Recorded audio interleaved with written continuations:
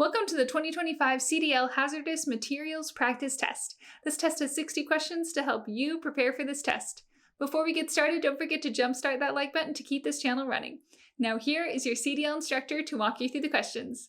Question 1. If a liquid poison is spilling from your vehicle, how should you safely channel the liquid if possible? A.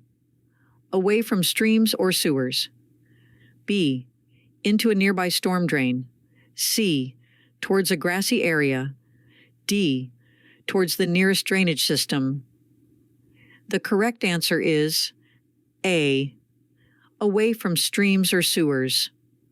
In the event of a liquid poison spill, if it can be done safely, you should direct the spilled liquid away from streams or sewers to prevent contamination of water sources and potential environmental hazards.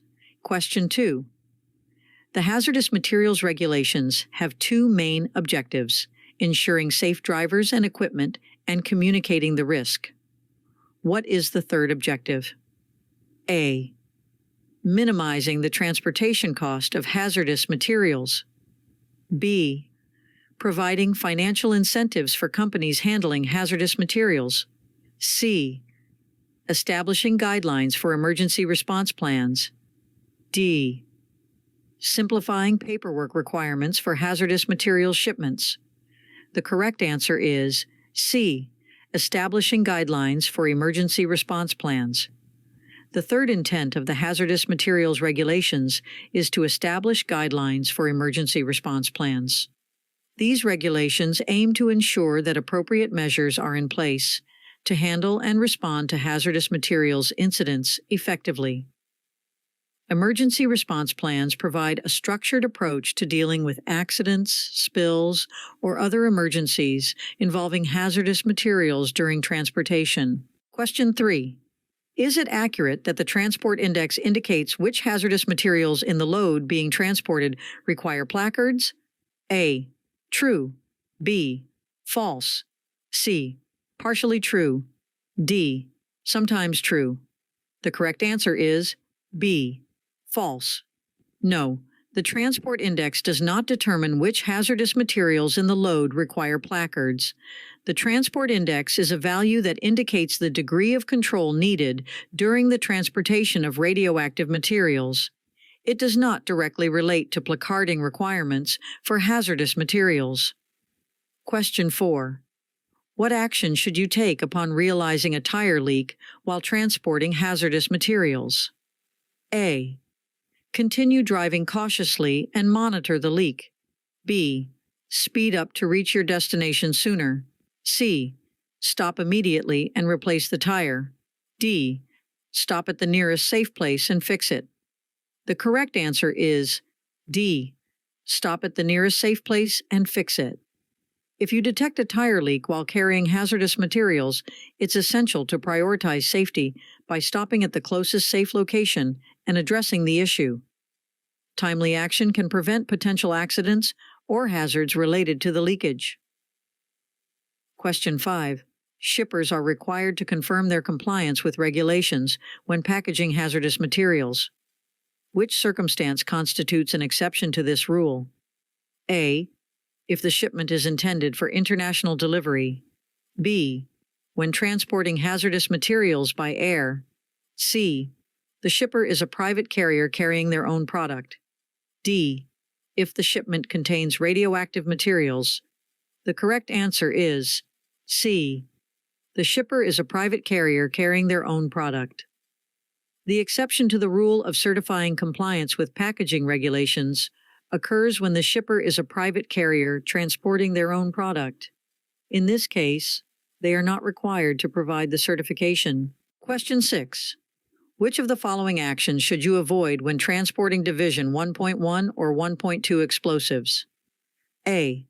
Use a single vehicle with proper placarding. B. Store them alongside flammable materials. C. Transport them in a combination vehicle without placarding. D. Keep them separate from placarded tanks. The correct answer is C. Transport them in a combination vehicle without placarding. When transporting Division 1.1 or 1.2 explosives, it is essential to placard the vehicle properly to indicate the presence of hazardous materials. Transporting them in a combination vehicle without placarding would violate safety regulations and fail to inform others about the hazardous materials being transported. Question 7. What is a mandatory requirement when transporting chlorine in cargo tanks? A fire extinguisher on board. B. A hazardous materials endorsement on your driver's license. C. An emergency response guidebook in the cabin. D. A written route plan approved by the carrier. The correct answer is C. An emergency response guidebook in the cabin. When transporting chlorine in cargo tanks, it is a mandatory requirement to have an emergency response guidebook, ERG, in the cabin of the vehicle. The ERG provides essential information for drivers and first responders in the event of an emergency or incident involving the hazardous material being transported. It contains guidance on identifying the material, response procedures, and safety precautions to be taken. Question 8. An example of a Class 6 hazardous material is blank. A. Propane. B. Potassium cyanide. C. Ammunition. D. Battery fluid. The correct answer is B. Potassium cyanide. The name for Class 6 hazardous material is poison, toxic material. Infectious substances. Class 6 are classified as toxic substances. Materials under this code are liable to either cause death, serious injury, or harm to human health. The Class 6 placard is white with black lettering with a picture of a skull. Question 9. When a vehicle is leaking hazardous material, the driver should blank. A. Move to an isolated area. B. Not move it any more than safety requires. C. Move it to a flat surface. D. Move 200 feet away from any buildings. The correct answer is B. Not move it any more than safety requires.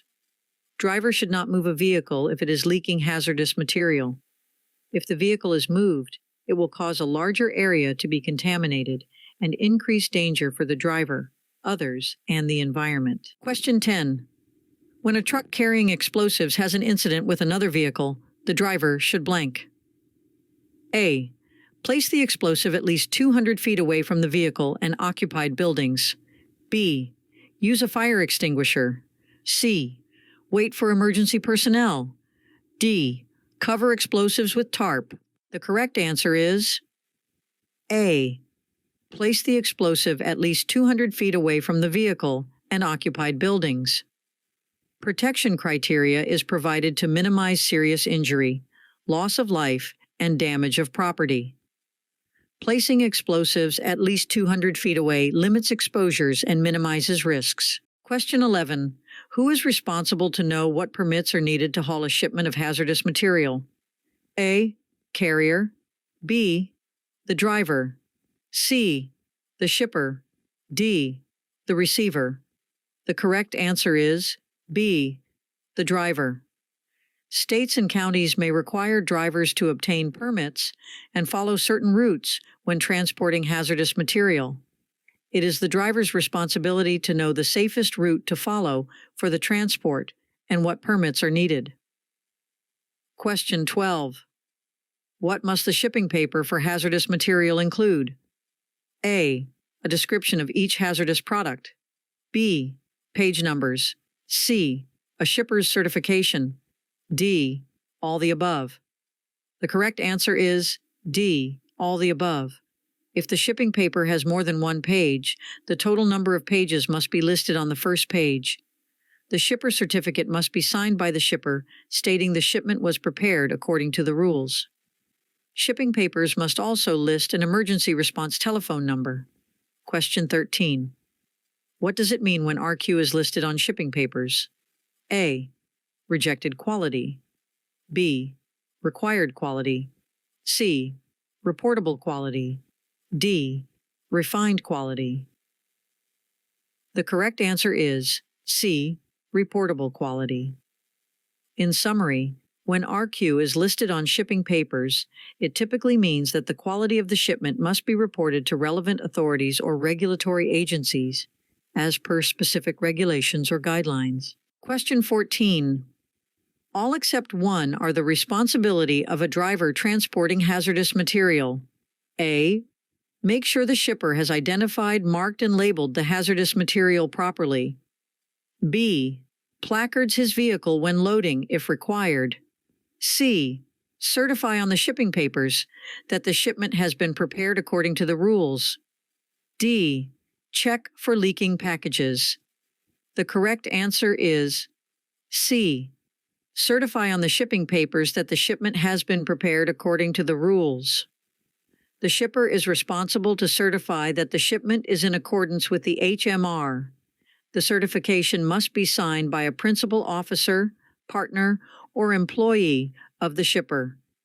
Even though the shipper is responsible to certify shipping papers, the driver must confirm paperwork, and packages are ready for delivery. Question 15. What should a transporter do if a leaking package is discovered? A. Put the package in another sealed package and add a new label. B. Notify the shipper to patch the leak so it is safe to ship. C. Keep it separate from other packages. D. Refuse to transport the package. The correct answer is D.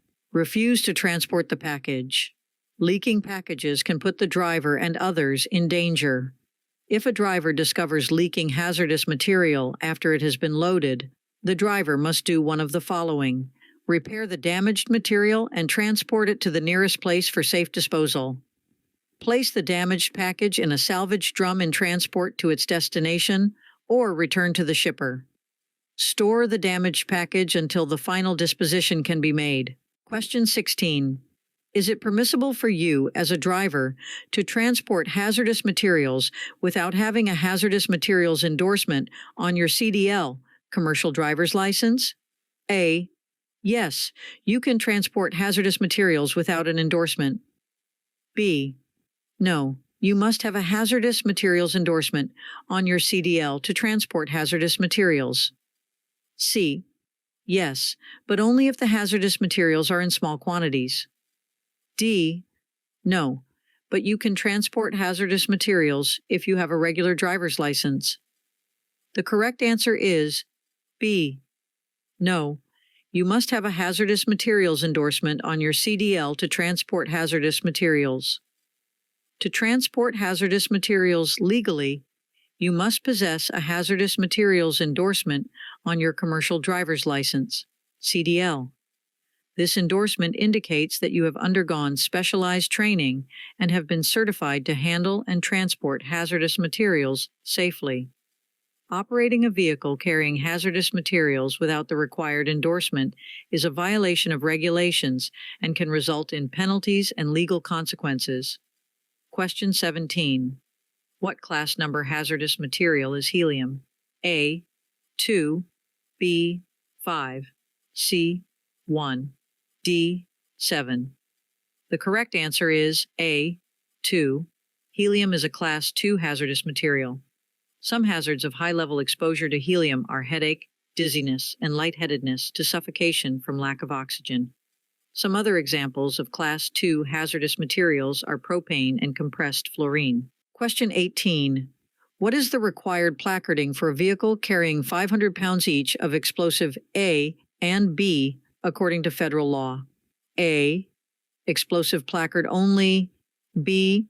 Explosive placard and Class 1 placard. C. Class 1 placard only. D. No placarding required.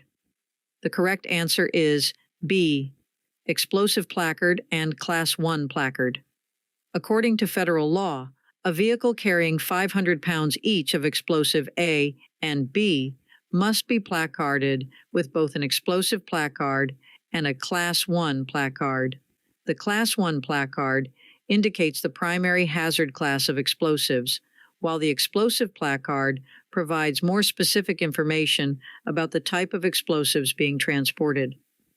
Placarding is essential for communicating the presence of hazardous materials to other drivers, emergency responders, and the general public, ensuring they are aware of the potential risks and can take necessary precautions.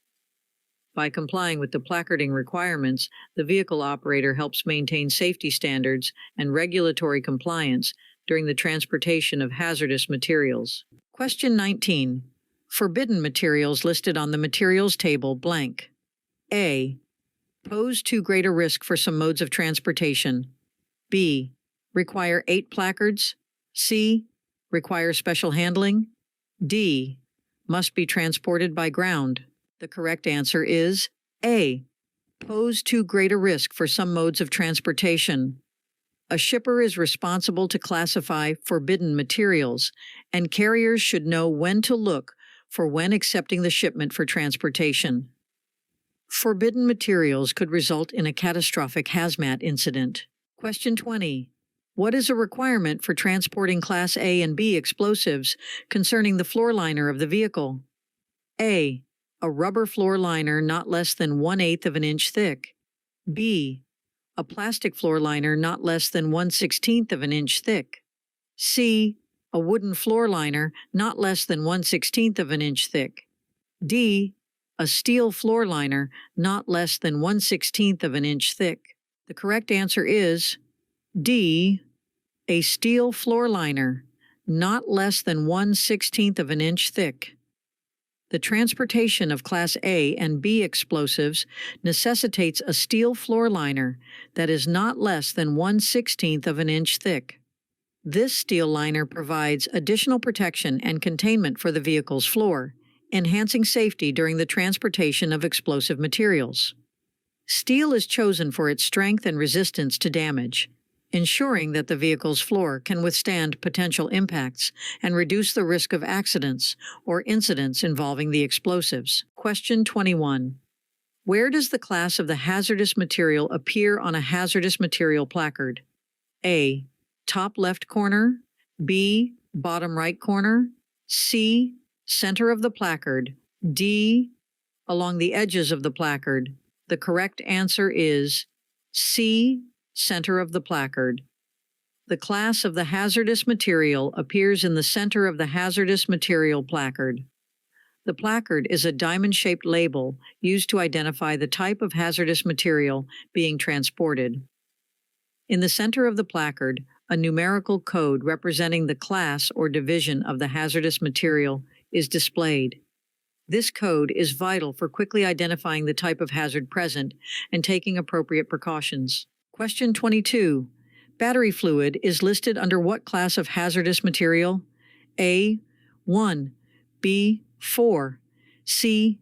8. D. 9. The correct answer is C. 8. Battery fluid is hazardous class 8 corrosives. The placard used for battery fluid is white and black, with a picture of corrosive fluid on hand and pipe with the number code 2794. Battery fluid can cause eye damage, temporary loss of vision or blindness, skin irritation or burning. If inhaled, battery fluid can cause nose and throat irritation with coughing and shortness of breath. Question 23. Placards are blank-shaped. A. Triangle. B. Diamond. C. Circle. D. Square. The correct answer is B. Diamond. Placards are diamond-shaped and include information such as danger class number, danger symbol, and a colored background. Every package with hazardous material is required to have a placard. Question 24.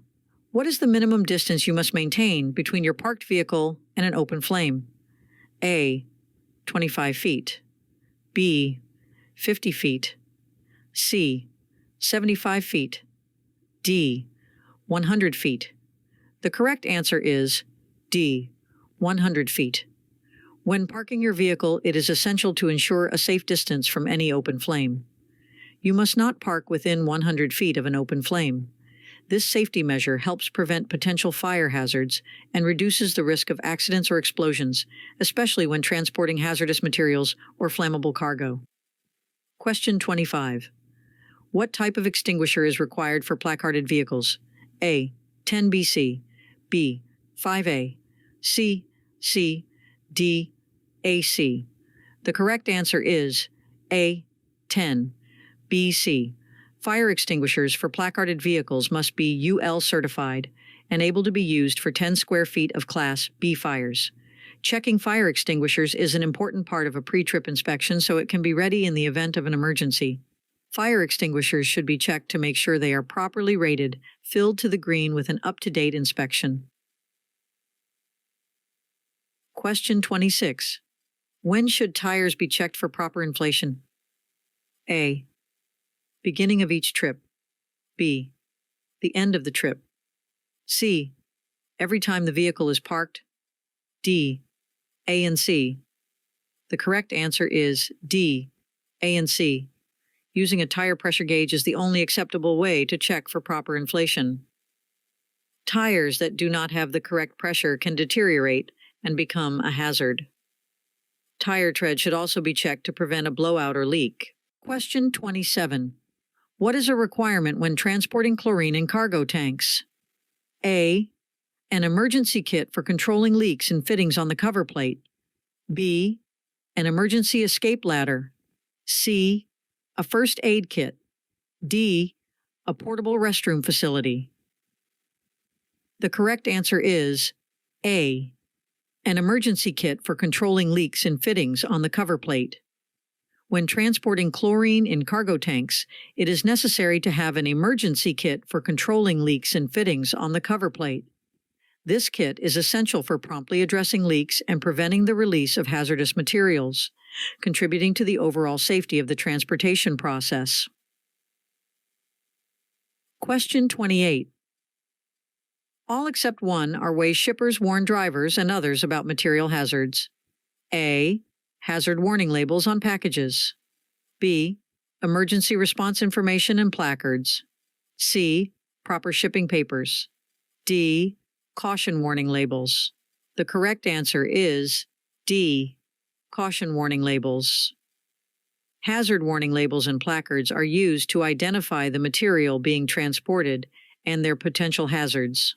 Placards are used to warn others and put on the outside of a vehicle and on bulk packages. Emergency response information must include the immediate hazard and other risks, and what immediate precautions to take in the event of an accident. Drivers must make sure emergency response information is easily accessible in the event of an accident. Question 29. What guidebook is used by emergency personnel as a reference on how to protect themselves and others from hazardous materials? A. Class Hazards Guidebook. B.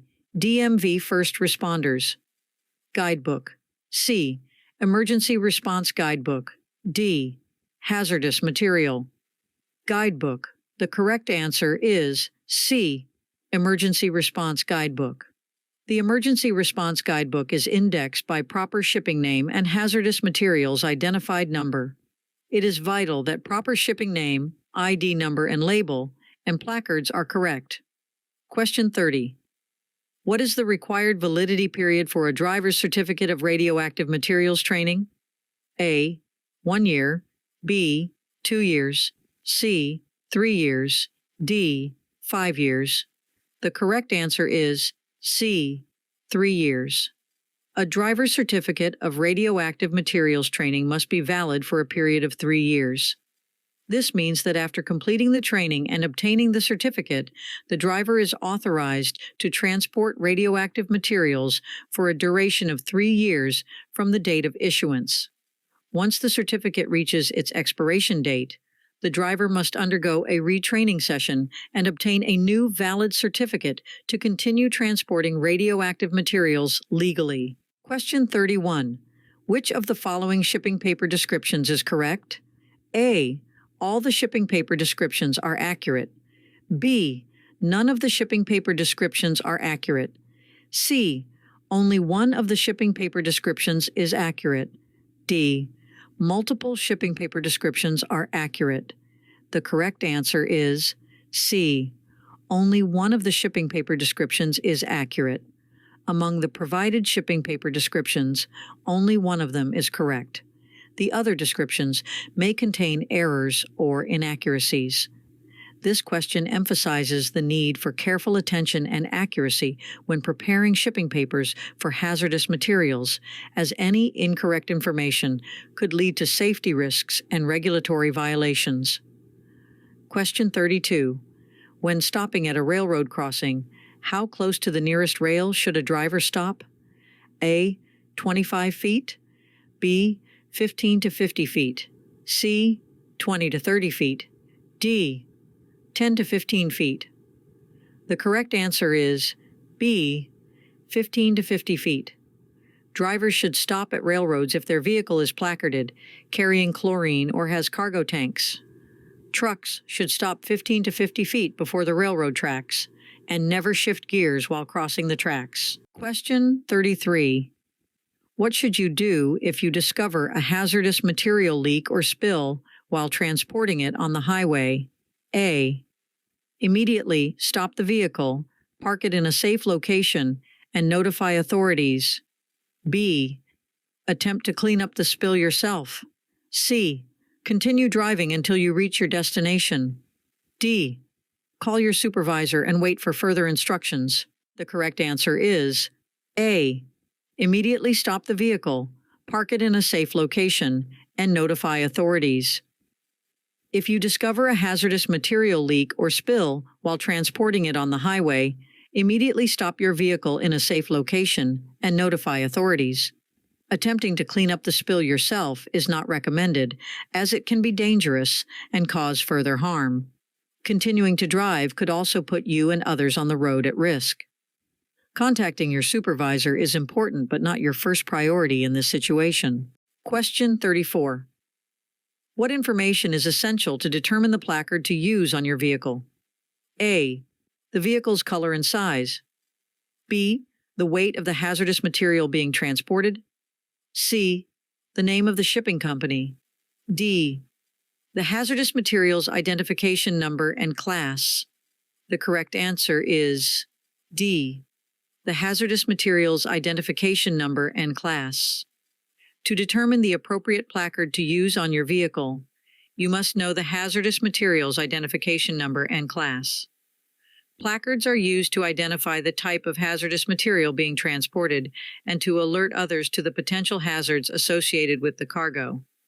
The identification number and class are critical pieces of information needed to correctly identify the specific hazardous material and ensure compliance with hazardous materials regulations during transportation. Question 35. What does the presence of a W in the initial column of the hazardous materials table signify? A. Waste materials subject to special handling. B. Water shipment that are not a RQ, reportable quantity. C. Warning for potential explosive content. D. Weather-related restrictions for transport. The correct answer is B. Water shipment that are not a RQ, reportable quantity. And W, in the first column of the hazardous materials table, indicates that the entry pertains to water shipments that are not considered a reportable quantity RQ, which determines the minimum quantity of a hazardous substance that triggers specific regulatory requirements. Question 36. Do containment rules guide drivers on loading, transporting, and unloading bulk tanks of hazardous materials? A. True. B. False. C. Partially true. D. Sometimes true. The correct answer is B. False. No, containment rules do not encompass all aspects of loading, transporting, and unloading bulk tanks of hazardous materials. While they provide instructions on preventing leaks and spills, these rules do not comprehensively cover the entire process from start to finish. Question 37. Placards must be placed at least blank inches from other markers. A. 7. B. 9. C. 5. D. 3. The correct answer is D. 3. Placards must always be 3 inches away from any other markers. Advertisements should be far enough away to reduce the effectiveness of warning markers. Question 38. Is it accurate that when transporting hazardous waste, you are obligated to sign and possess a uniform hazardous waste manifest? A. True. B. False. C. Partially true. D. Sometimes true. The correct answer is A. True. Yes, it is true that when transporting hazardous waste, you must sign and carry a Uniform Hazardous Waste Manifest. This manifest provides essential information about the hazardous waste being transported, ensuring proper tracking and documentation throughout the transportation process. Question 39. Hazardous materials employers are required to keep record of training for their employees for blank days. A. 365 days. B. 30 days. C. 90 days. D. 60 days. The correct answer is C. 90 days. It is important for employers to keep detailed records of training to reduce and eliminate hazards for their employees. These records will be reviewed in an event of an incident. Question 40. Is it accurate that the most crucial marking on a package is the name of the hazardous material? A. True. B. False. C. Partially true. D. Sometimes true. The correct answer is A. True. Yes, it is true that the name of the hazardous material is one of the most critical markings on a package. Properly identifying the hazardous material's name helps convey its nature and associated risks, ensuring that those handling and transporting the package are well informed and can take appropriate safety precautions. Question 41. What document must carriers provide to each driver responsible for transporting Division 1.1 or Division 1.2 materials? A. A copy of the vehicle registration. B. A copy of FMCSR, Part 397. C. A detailed map of the transport route. D. A list of emergency contact numbers. The correct answer is B. A copy of FMCSR, Part 397. Carriers are obligated to provide each driver handling Division 1.1 or Division 1.2 materials with a copy of FMCSR, Part 397. This regulation covers the requirements and guidelines for the transportation of hazardous materials, ensuring that drivers are equipped with the necessary information for safe transportation. Question 42. How long does a carrier have to make a detailed written report after an incident? A. 24 hours. B. 30 days. C. 1 week. D. 48 hours. The correct answer is B. 30 days. A detailed written report should be made within 30 days of an incident. The report should provide fundamental information, any damages or injuries, affected individuals, identify witnesses, and the action taken. The carrier must include his name, address, phone number, and employer. Question 43. What should you do to determine if a shipment contains a hazardous product? A. Check the shipment's weight and dimensions. B. Inspect the shipment for any damages. C. Review the shipping documents and labels. D. Contact the shipping company for confirmation. The correct answer is C. Review the shipping documents and labels. To identify whether a shipment includes a hazardous product, you should review the shipping documents and labels. The shipping documents, such as the bill of lading or shipping manifest, will specify the contents of the shipment and indicate if any hazardous materials are included. Additionally, labels and placards on the packaging will provide clear visual cues regarding the presence of hazardous substances. Familiarizing yourself with the information on shipping documents and labels is essential for ensuring proper handling, storage, and transportation of hazardous materials. By following this procedure, you can take appropriate safety precautions and adhere to regulatory requirements related to the transportation of hazardous products. Question 44. When is it required to call the National Response Center? A. When someone is killed. B. There is property damage that exceeds $50,000. C. An injured person requires hospitalization. D. all the above. The correct answer is D, all the above. The National Response Center is staffed 24 hours a day and is a federal point of contact. All oil, chemical, biological, radiological discharges that exceed $50,000 in damages are required to be reported to the National Response Center. Question 45. What special equipment is needed when transporting chlorine? A. Approved gas mask and emergency kit. B. A placard that displays the UN number for chlorine. C. Rubber boots. D. Chemical burn kit. The correct answer is A. Approved gas mask and emergency kit. Exposure to low levels of chlorine can cause irritation to eyes, nose, and throat. Higher level exposure can be dangerous and cause changes in breathing rate, coughing, and damage to the lungs.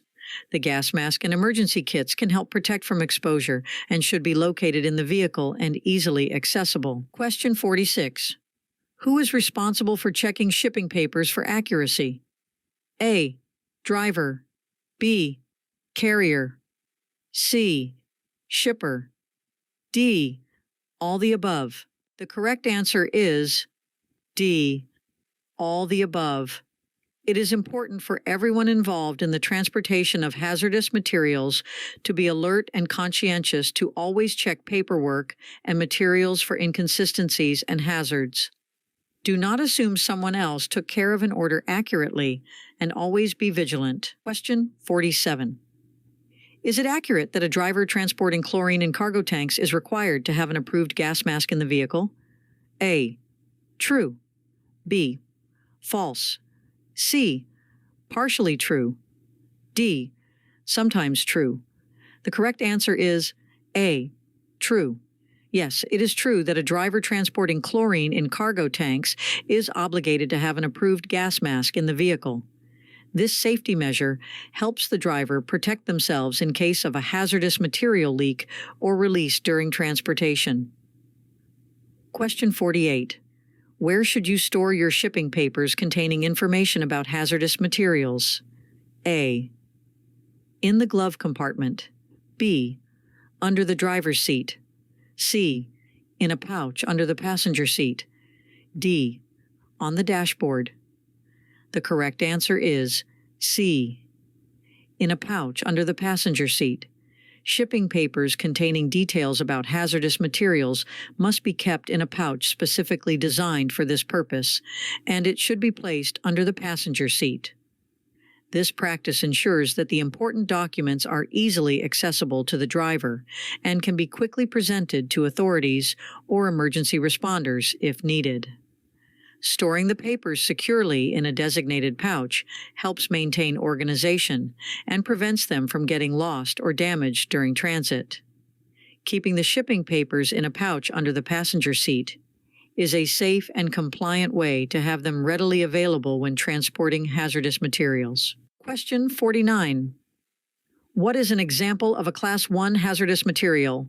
A. Propane. B. Gasoline. C. Ammunition. D. Uranium. The correct answer is C. Ammunition. Ammunition is a Class 1 explosive. Class 1 hazardous materials are explosives, devices, or chemicals that are designed to explode or combust.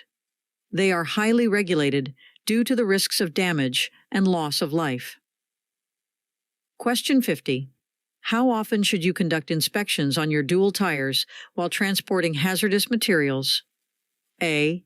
Every 2 hours or 100 miles. B.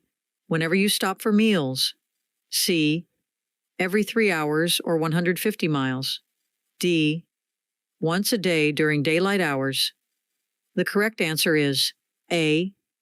Every 2 hours or 100 miles.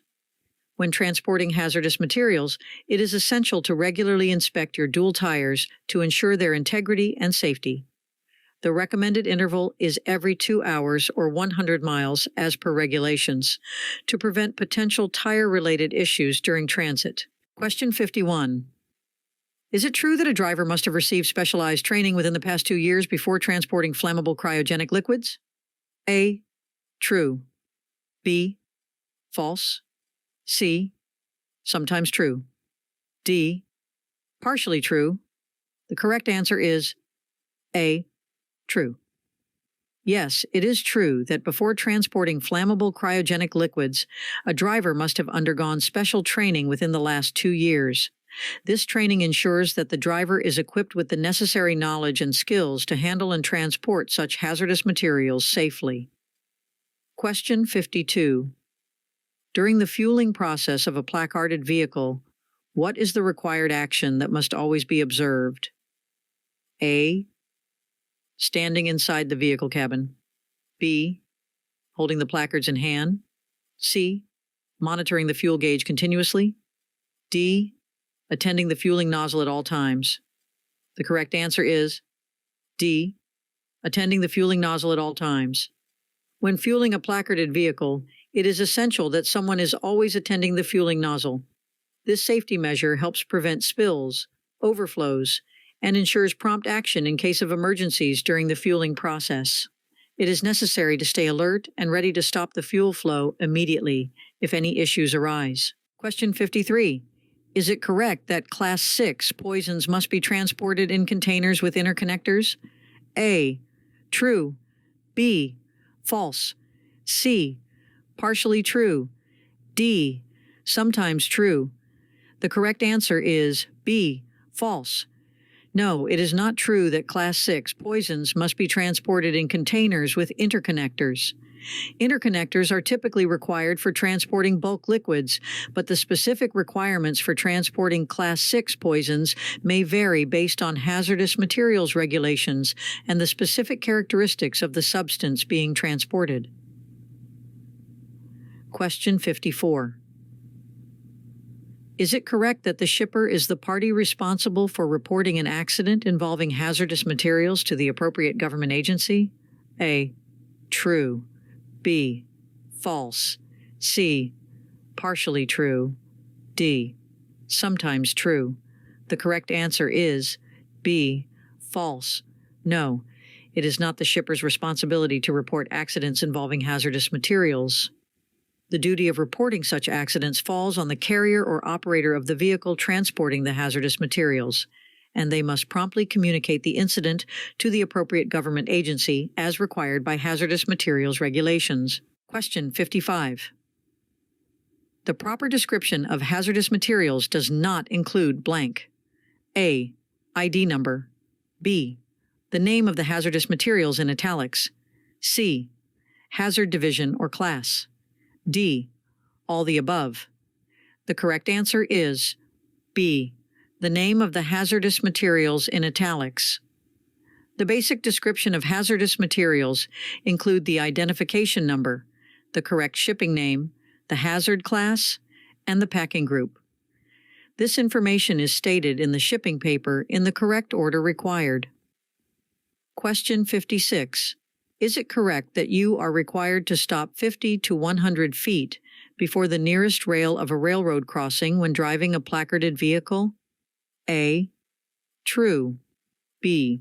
False. C. Partially true. D. Sometimes true. The correct answer is B. False. No, it is not accurate that you must stop 50 to 100 feet before the nearest rail of a railroad crossing when driving a placarded vehicle. Placarded vehicles are required to stop a greater distance away from the railroad crossing, usually within 15 to 50 feet, to ensure safe clearance and prevent potential accidents involving hazardous materials. Question 57. Not following federal regulations related to hazardous materials can result in A. A warning. B. Loss of time. C. Fines. D. Fines and imprisonment.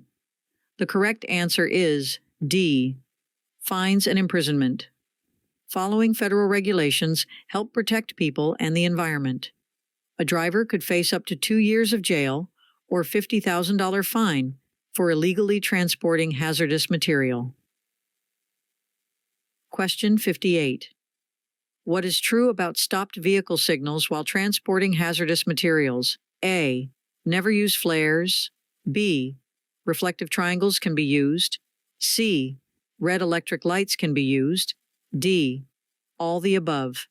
The correct answer is D. All the above.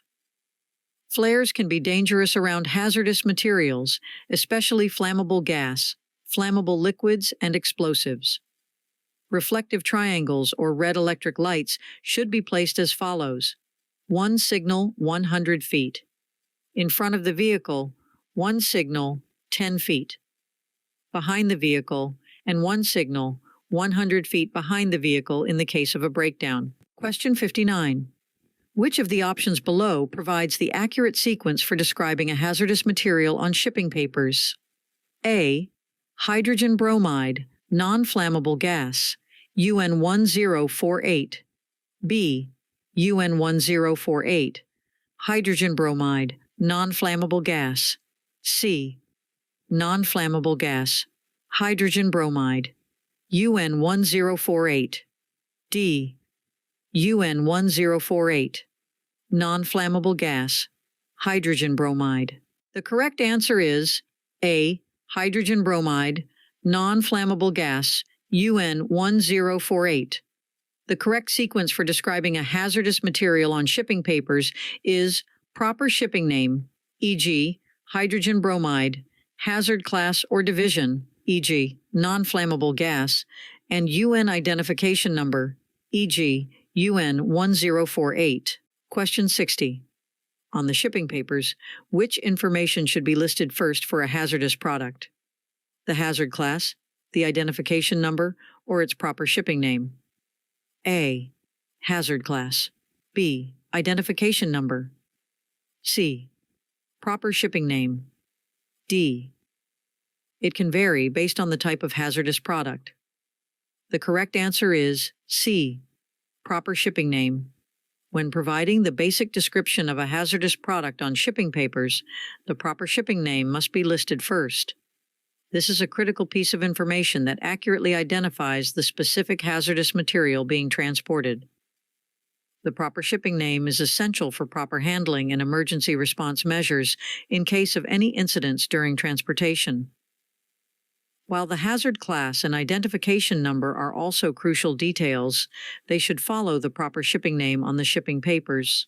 Hope you enjoyed this video. If you still need more practice, then check out these videos or click the first link in the description to get your cheat sheet, which will help you pass your CDL exam on your first try.